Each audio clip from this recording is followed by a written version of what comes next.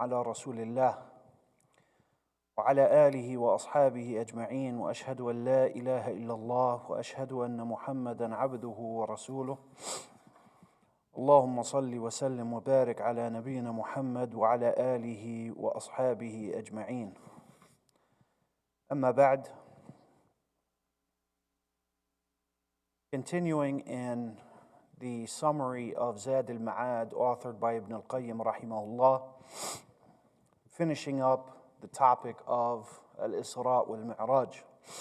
كلامنا موصول في قراءتنا لاختصار زاد المعاد من هدي خير العباد للحافظ شمس الدين ابن القيم رحمه الله تعالى في الأبواب التي تحدث عنها المؤلف عن الإسراء والمعراج. يقول ابن القيم في تحريرات حررها من كلام العلماء ومن كلام الصحابة والسلف مما يتعلق بالإسراء والمعراج. ثم خلافات بين العلماء، بعضهم يرى أن الإسراء والمعراج لم يكونا في ليلة واحدة، وإنما كان الإسراء في ليلة والمعراج في ليلة أخرى. وبعض العلماء رأى أن الإسراء والمعراج كان بروح رسول الله صلى الله عليه وسلم دون جسده، وبعضهم يرى تكرار كلا الأمرين، الإسراء والمعراج، يعني أن الإسراء والمعراج لم يكونا مرة واحدة وإنما كان مرات متعددة، وهكذا. هذه الخلافات يسيرة، وعامة العلماء أجمعوا على أن الإسراء والمعراج كان في ليلة واحدة، وأن ذلك قبل الهجرة، وأن ذلك بعد السنة 10 من المبعث، وأن ذلك كان بروحه وجسده، إلى غير ذلك مما سيحرره ابن القيم رحمه الله. يقول: ونقل ابن إسحاق عن عائشة ومعاوية أنهما قالا إن الإسراء بروحه. فجاء عن عائشة ومعاوية رضي الله عنهما أنهما قالا كان الإسراء بروح رسول الله صلى الله عليه وسلم، أي والمعراج. الإسراء هو السير من المسجد الأقصى من المسجد الحرام إلى المسجد الأقصى، والمعراج عروجه من المسجد الأقصى إلى السماوات. يقول: جاء عن عائشة ومعاوية أن الإسراء والمعراج كان بروحه. يقول ابن القيم: ولكن ينبغي أن يعلم الفرق بين أن يقال كان الإسراء مناما وبين ذلك وبينهما فرق عظيم، يعني وبين أن يقال كان بروحه، فثم فرق دقيق. إذا قلنا كان الإسراء بروحه يعني دون جسده، في فرق بين هذا القول وبين القول بأن الإسراء والمعراج كان مناما. أهل مكة وكفار مكة ومشركو مكة لم ينكروا المنامات. يعني لو جاء رسول الله صلى الله عليه وسلم وقال لهم: إني رأيت فيما يرى النائم أنه أسري بي ليلا من المسجد الحرام إلى المسجد الأقصى ثم عرج بي في السماوات، لم ينكروا ذلك. النائم يرى أشياء لا تصح يقظة، ويرى أشياء تكون خارقة للعادة في اليقظة. لماذا أنكروا عليه؟ لماذا أنكروا إسراءه ومعراجه صلى الله عليه وسلم بروحه أو بروحه وجسده؟ لماذا؟ لأنهم لا يرون أن هذه الخوارق تجوز يقظة، وإنما تجوز نوما. ففرق بين من قال من المتأخرين كان نوما أو كان في نومه أو فيما يرى النائم، هذا قول شاذ غير صحيح. وإنما الذي جاء عن الصحابة بعضهم قال بروحه، وأكثرهم يفهم من قولهم ومن سكوتهم الإجماع على أن الإسراء والمعراج كان بروحه وجسده. قال: ينبغي أن يعلم الفرق بين أن يقال كان الإسراء مناما وبين ذلك، يعني أن يكون بروحه، وبينهما فرق عظيم. وهما لم يقولا، أي معاوية وعائشة، إن الإسراء كان مناما، فإن ما يراه النائم قد يكون أمثالا مضروبة للمعلوم في الصور المحسوسة، يعني تكون أمثالا، فيرى كأنه قد عرج به إلى السماء أو ذهب به إلى مكة وروحه لم تصعد ولم يذهب، وإنما ملك الرؤيا ضرب له، وإنما يعني جماع الرؤيا ضرب له بالمثل. والذين قالوا عرج بروحه لم يريدوا أنه كان مناما، وإنما أرادوا أن الروح عرج بها حقيقة وباشرت منه جنس ما تباشر بعد المفارقة. لكن لما كان رسول الله صلى الله عليه وسلم في مقام خرق العوائد حتى يشق بطنه وهو حي لا يتألم، عرج بذات روحه حقيقة من غير إماتة، ومن سواه لا تنال روحه ذلك إلا بعد الموت، فإن الأنبياء إنما استقرت أرواحهم في الرفيق الأعلى بعد موتهم. الرفيق الأعلى يعني من الرفقة، وذلك مرافقة لله سبحانه وتعالى وللمقربين من الملائكة. لكن الرفيق الأعلى هذه عبارة شرعية لأحوال الأنبياء بعد الموت، بين الموت والبعث يوم القيامة يكونون في الرفيق الأعلى. وسيشرح ابن القيم رحمه الله ما معنى هذا الرفيق الأعلى. يقول: فإن الأنبياء إنما استقرت أرواحهم في الرفيق الأعلى بعد موتهم، ومع هذا فلها إشراف على البدن، الروح لها إشراف على أبدانهم، بحيث يرد السلام على من سلم عليه. وبهذا التعلق رأى موسى يصلي في قبره ورآه في السماء. فالنبي صلى الله عليه وسلم ذكر في بعض الروايات أنه حينما دنا من المسجد الأقصى ليلة إذ، فإنه رأى موسى عليه السلام قائما في قبره يصلي، ثم عرج به إلى السماء فرآه مرة أخرى في السماء السادسة. يقول ابن القيم: هذا لكون روح موسى عليه السلام في الرفيق الأعلى، ولها إشراف وتعلق بجسده دائم عليه الصلاة والسلام، وهذا خاص بالأنبياء.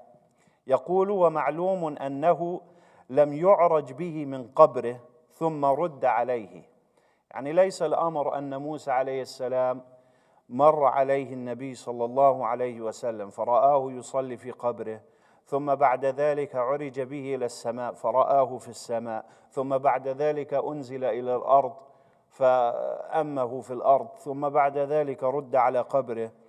قال: بل ذلك مقام روحه واستقرارها، وقبره مقام بدنه واستقراره إلى معاد الأرواح إلى أجسادها.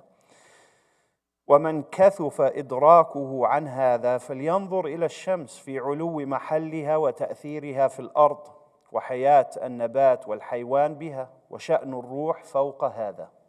فكما أن الشمس ترى من أمكنة كثيرة متعددة متفرقة في آن واحد ومكانها واحد، فكذلك أرواح الأنبياء لها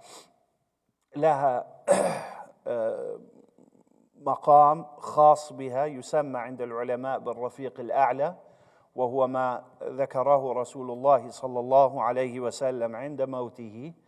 فأرواح الأنبياء في هذه الحال الخاصة، وهذا لا يبعد أن يكون مثل الشمس في مكان واحد، ولكن الرائين يرونها من أمكنة متعددة متفرقة في آن واحد. يقول ابن القيم ويقول وشأن الروح فوق هذا، يعني فوق شأن الشمس.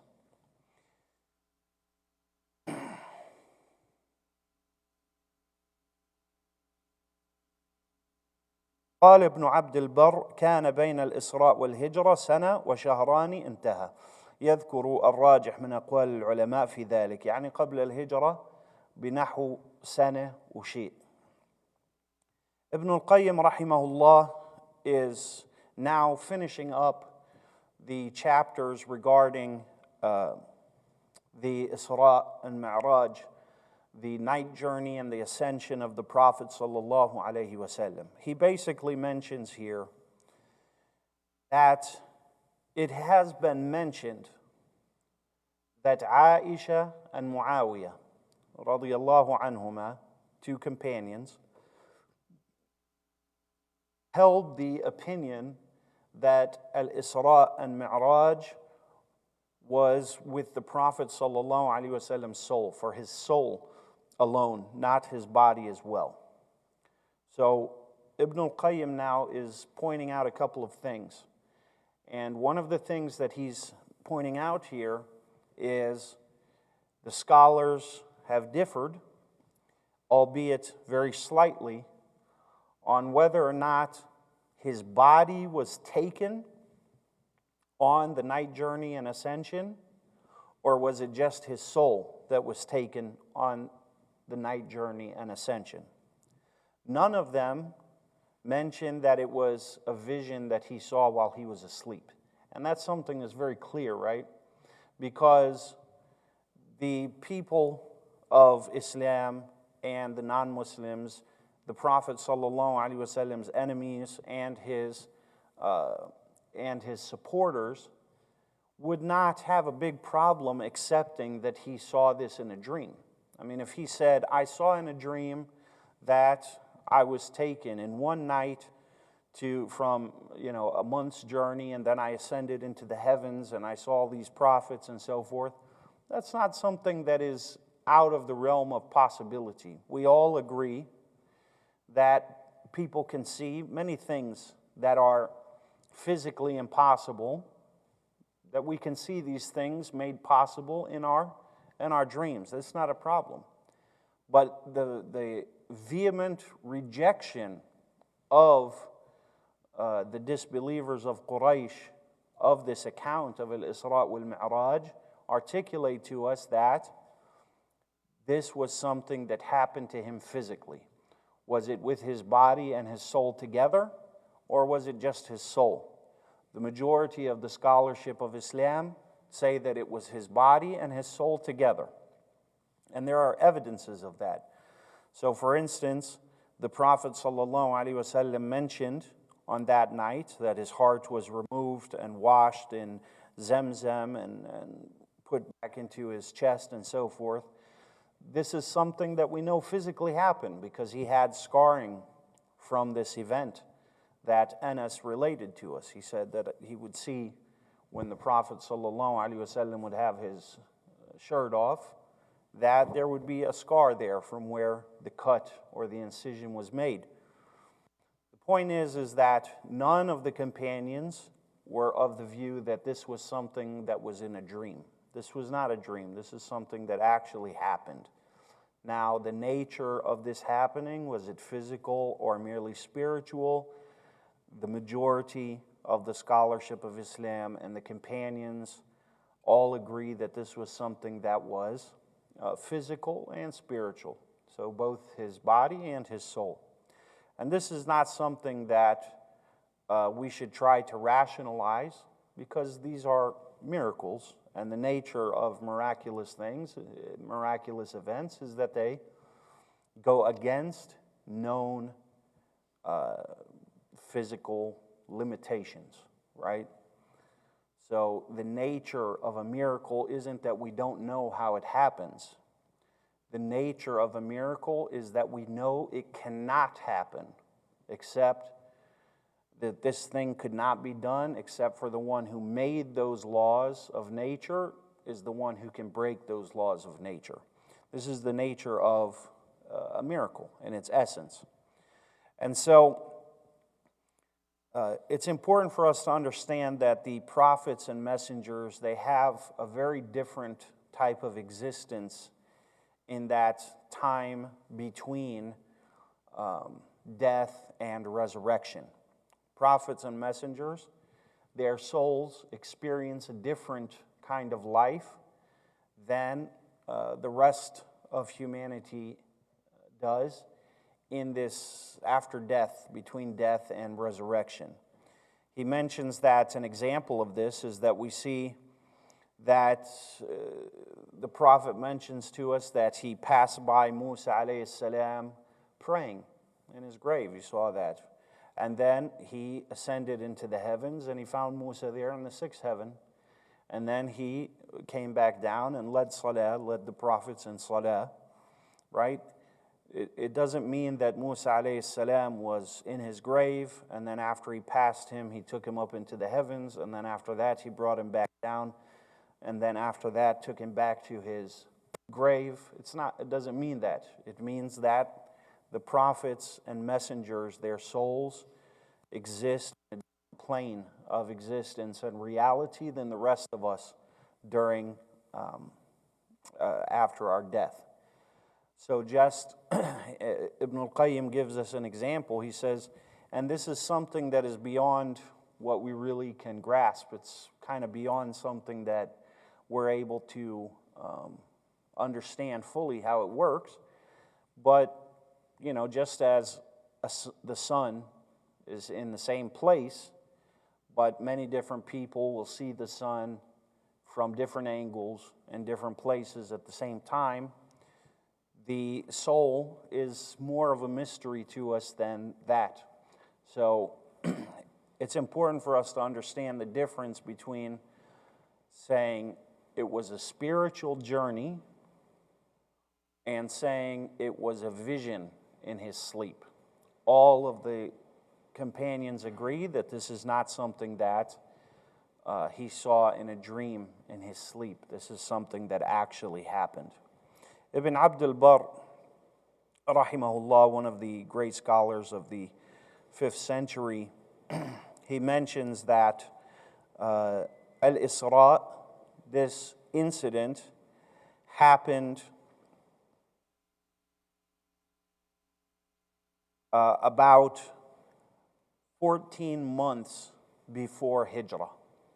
So that would place it at roughly the 11th, between the 11th and 12th year after prophethood, and about a year and change before Hijrah.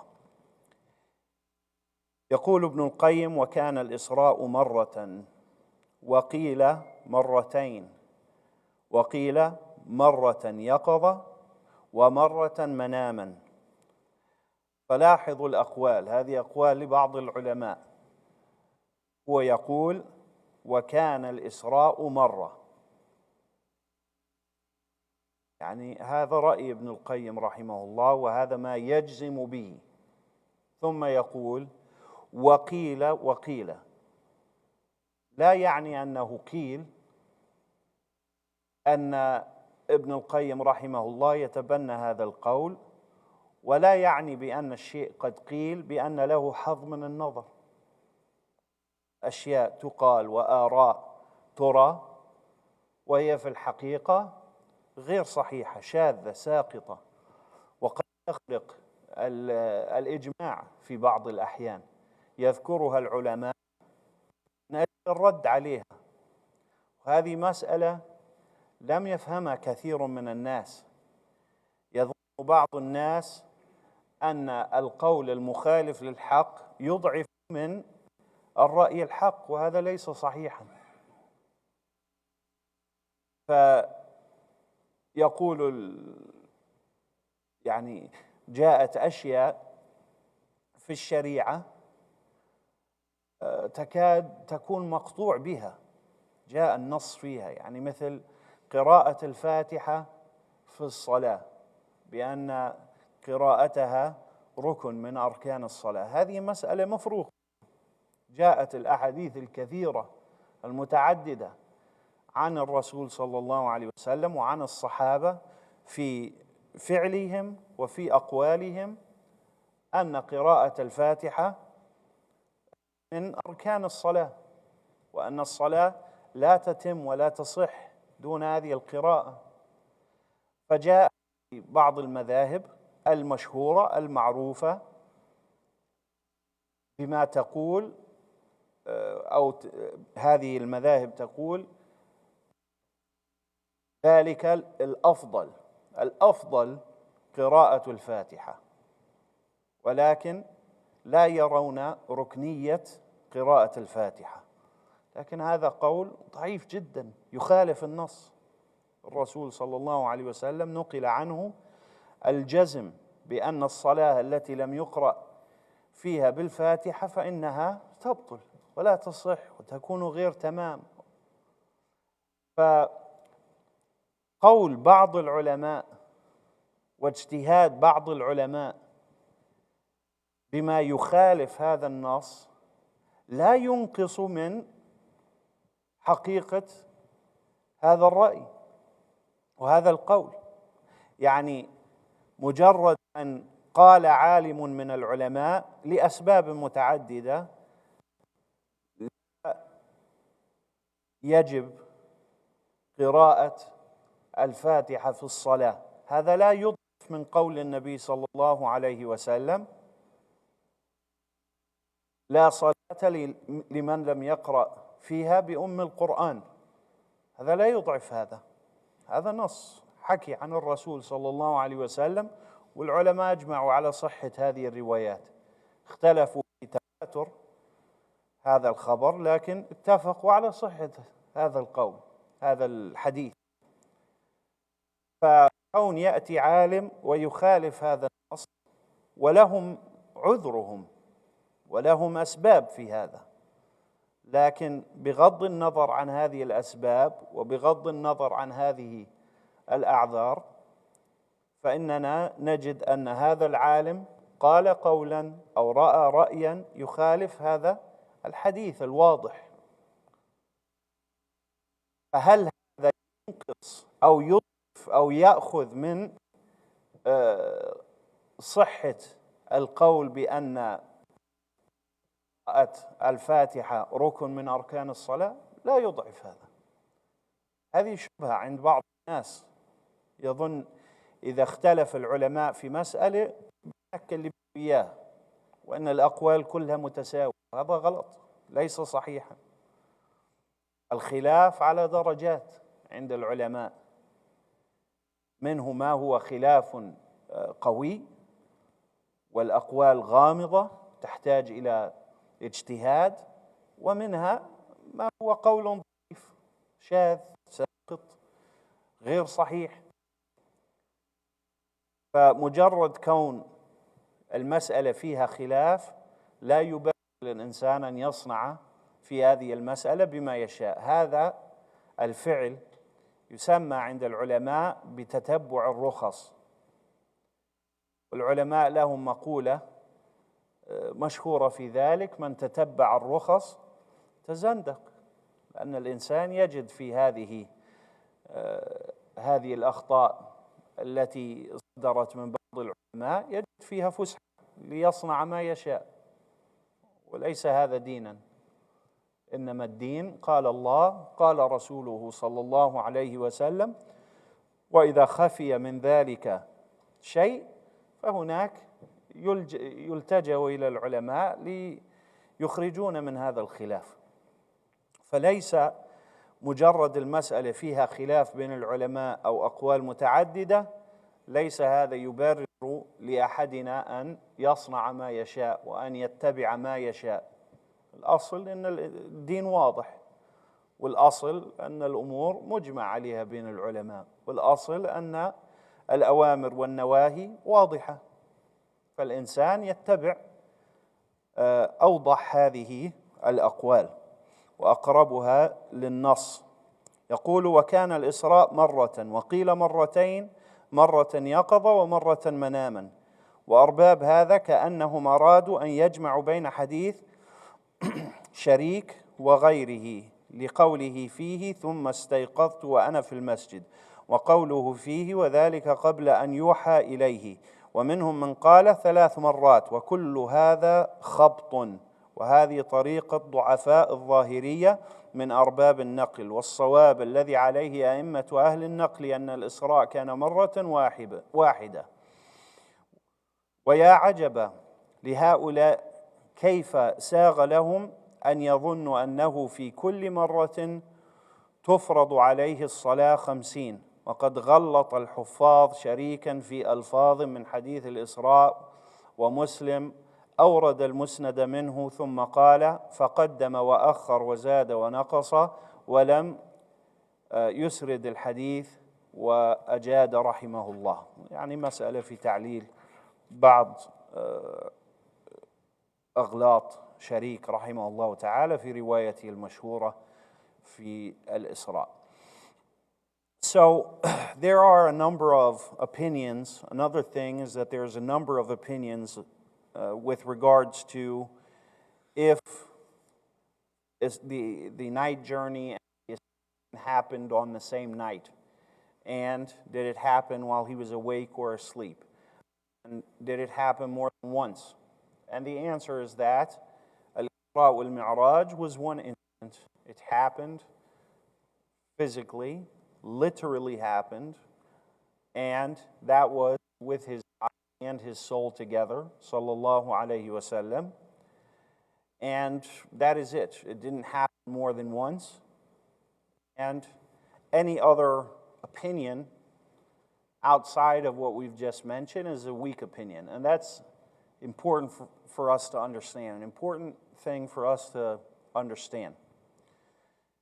That just because there's a difference of opinion doesn't mean that all of those opinions are justified equally. And it doesn't mean that all of those opinions are equal in strength, right? What do I mean by that? There are times, a lot of times, most of the time, most of the elements of Islam are agreed upon amongst all the scholars. And if you go to open a book of fiqh, for instance, you're going to find a number of opinions on one issue, correct? It's common. Why is it that it seems like everything is differed upon amongst the scholars? The answer is, number one, the scholars write books to deal with those differences. They don't write books usually listing all of the things that are agreed upon and are a matter of consensus amongst the scholarship of Islam. Usually a scholar who writes a book on fiqh, jurisprudence, writes that book in order to address those differences of opinion and come to some kind of solution and to come to a resolution, right? So when you open that book, you're opening that book presuming that he's going to mention everything that's agreed upon, which is usually not the case. Usually scholars, when they write books, they write those books in order to deal with the issues that have been differed upon amongst them, not agreed upon. Second of all, just because they doesn't mean that all of those opinions are equal in strength, and doesn't mean that all of them are equally valid and all of them are equally acceptable. That's not the case. Human beings say many different things. We're talking about scholarship that has extended almost 1,500 years, 1,500 years, in an empire that is much larger than other empires seen in history, with scholars from different places unable to communicate with one another, coming to different conclusions. It doesn't mean that everything that a scholar says is equally as valid as everything else. It doesn't mean that. This is why we have the Quran, we have the Sunnah. We have the Quran, we have the Sunnah, and what the Quran and Sunnah say is usually clear, very clear. Not an issue that is open to debate. However, when there are differences of opinion, that's when we have to look to the scholars so that they can harmonize differences for us and make sense of these things. This is an important point because oftentimes people will write even articles, or you may read in some books, or even the way that some teachers teach, you get the idea, the impression that as long as a scholar said it, it's okay. It's not the case. We have the Quran, we have the Sunnah, and most things that are expected from us are very clear, right? However, there are instances where scholars differ, and all of those opinions are not equal in validity.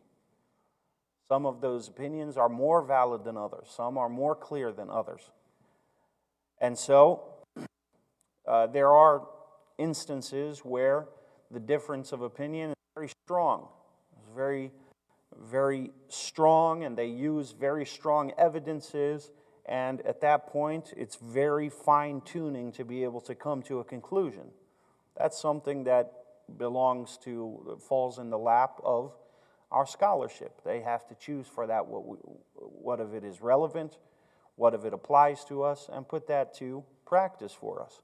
We can't make that decision on our own because that is something that takes specialization. However, there is a difference of opinion, doesn't mean that the correct opinion becomes any weaker. That's an issue that a lot of people seem to misunderstand. So a good example of this is reciting Surah Al-Fatiha in Salah, right? So we have narrations, many narrations, in which the Prophet ﷺ clearly says, no Salah in which Surah Al-Fatiha is not recited is valid. A person who prays without reciting Surah Al-Fatiha, their prayer is invalid, right? Many narrations like that. Those narrations are agreed upon as being authentic. Those narrations are in the most authentic books of narration. Sahih al-Bukhari, Sahih Muslim, all of the 6 books of hadith. That's a clear narration. It's clear what you're supposed to do. What are you supposed to do? Read Surah Al-Fatiha. It's very clear. It's obvious, right? It doesn't take scholarship to know that. But then we have other narrations, we have certain opinions and certain schools of thought that say, actually, reciting Surah Al-Fatiha is something that's preferred, but you don't have to. Your prayer is still valid if you don't recite Surah Al-Fatiha. Now, that statement, does it make the words of the Prophet ﷺ any weaker? The answer is no. If the messenger says, no prayer is accepted without reciting Surah Al-Fatiha, and then a scholar comes later on and says, you can pray without reciting Surah Al-Fatiha and your prayer is acceptable. Does that change the words of the Prophet? It doesn't change it. Does it make those words any less authentic? No. Does it make those words any less authoritative? No. It's the same authority. So what I'm trying to get at here is not all opinions are the same. So now, just with that issue, we have the majority of scholarship. They say reciting Surah Al-Fatiha in prayer is a pillar of salah. You have to. If you don't do it on purpose, the ability to do so, your prayer is invalid. That's the opinion. Then we have another minority who say you don't have to. It's preferable, but you don't have to. Now, I just gave you the two opinions. Are those two opinions equal now? They're not equal. Isn't one of those two opinions stronger than the other? Stronger. Because the first opinion is backed by clear narrations. Clear and explicit, authentic narrations that say that. Where the other opinion is not so clear. So, just because a difference of opinion happens doesn't mean that that makes all opinions the same. And we just basically step back and say, well, the issue is not clear, so do whatever you like. It's not what that means. And just because there's a difference of opinion does not mean that you can choose whatever of those opinions you like better. We choose the opinion that we follow based on a number of factors. Either there's a clear verse from the Quran, a clear narration of hadith, there is a consensus, etc. As for why conflicting opinions come up, we're talking about over 1,000 years worth of scholarship of millions of scholars who have said different things. It's possible that they didn't know of narrations. It's possible that that happened before the narrations even reached that region. There's a reason why these opinions happen, right? But the point that I'm trying to make is that sometimes we kind of fall into this false belief that somehow if there's a difference of opinion, it means that it's not clear and you can basically do whatever you like. No, that's not the case. The Quran is clear. The Sunnah is clear. And what's expected of us is clear. It's not something that's usually overly complex to where the average person wouldn't understand it. It's becoming more and more complex to understand because, most of us are living in such a radically different time and place that understanding the Quran and Sunnah as they were meant to be, as they were revealed at the beginning, is becoming more and more difficult. However, just because there's a difference of opinion does not mean that all of those opinions are equal. Does not mean that one of those opinions is not the right opinion. Does not mean that all of those opinions are the same. Does not mean that you can choose whichever one you like best, whatever one fits your particular agenda best, that's the one that you choose. That's not how things work, right? So, there are a lot of examples for this, and it's important that we understand that when it comes down to issues of, is this opinion strong or weak? Who tells us that? The scholars. Same ones who mention to us that there's a difference of opinion, the same ones that are supposed to choose for us. There is a limit to what the average person can do. Not every person can make a decision. These are decisions that Allah subhanahu wa ta'ala has placed to the behest of the scholars. This is their responsibility. They're the ones who transmit to us the texts of the Quran and Sunnah, and they're the ones who, as well, explain to us and tell us how to put these things into action.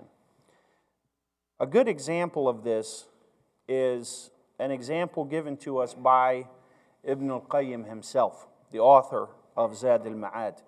He gives us a good example. He says, what is the relationship between the Quran and the Sunnah and the words of the scholars?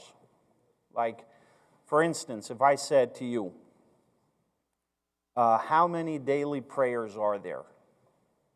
Say 5 daily prayers, right? Do I have to double check and make sure that the scholar said that for that to be the case? It's clear, right? What about, is zina haram? Do I need a scholar to tell me that zina is haram? It's clear. It's in the Quran. It's very clear. And not only is it in the Quran, it's in the institutional memory and psyche of Islam. It's passed down one generation after the other till it reaches us. These are things that don't change. For example, if we were to say that murder is haram, right? That's clear. Bread is halal. These are things that I don't need a scholar to tell me because as a Muslim, we already know these things. Now, where do the words of the scholars come in? Ibn Al-Qayyim gives an example. He says, let's say a person can see the Kaaba. They can see the Kaaba with their eye, right? Do they need to look at the stars and the position of the sun in order to decide which direction the Kaaba is in that case? No, they can see it. It's right there. They don't need the sun and the stars to tell them the direction of the Kaaba. They don't need a compass. Do I need a compass to tell me which way the Kaaba is if I can see it? I don't need a compass at that point, right? When do I need the compass? I need the compass when I can't see the Kaaba. I can't see it. It's unclear which direction it is. Now I need a compass to lead me to it. And this is the relationship shared between the words of the scholars and the words of Allah and His Messenger. In this analogy, the Kaaba is like the Quran and Sunnah. When it's clear and you can see it, right, there's no two ways about it, you don't need the compass to tell you. However, if we cannot see it with our naked eye, the Quran and Sunnah, somehow it's not clear to us exactly what is expected, then we look to our compass. We look to the words of the scholars to explain that to us, to point us in the right direction. And if we look at it in this way, we will not start to see all opinions as being the same. All opinions are not the same. There are wrong opinions, and there are right opinions. And just because a scholar said it doesn't mean that it's necessarily factual. That is the exception. The norm is when a scholar speaks, he's correct. Otherwise, he's not a scholar, right? However, that is the exception. When a scholar makes a mistake, it happens. We need to look at what the majority of scholarship say. We need to have our current scholars look at this and point us in the right direction. والله أعلم وصلى الله وسلم على نبينا محمد وآله وأصحابه أجمعين والحمد لله رب العالمين. الله أكبر الله أكبر.